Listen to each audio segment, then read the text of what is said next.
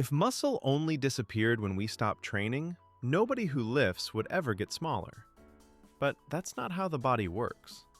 Over time, even active people lose muscle, strength, and power.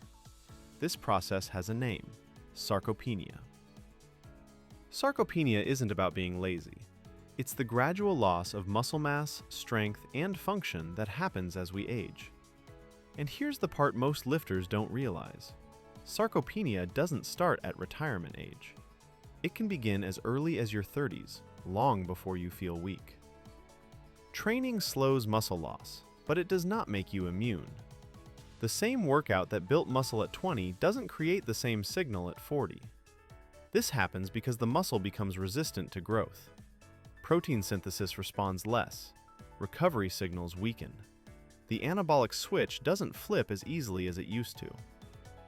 But muscle loss doesn't actually start in the muscle. It starts in the nervous system.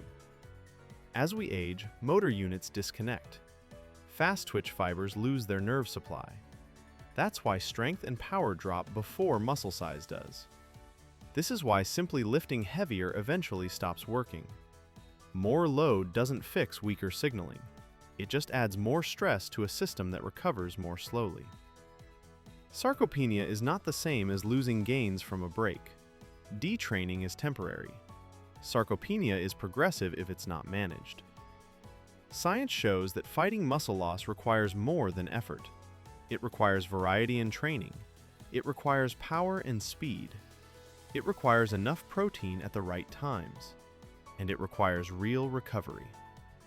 This matters even if you're young, because you're not just training for today, you're building muscle reserve for the future. The more muscle you build now, the more you have to lose later. Sarcopenia isn't just an aging issue. It's the framework that explains why muscle disappears. If you care about strength for life, this is where muscle science really begins.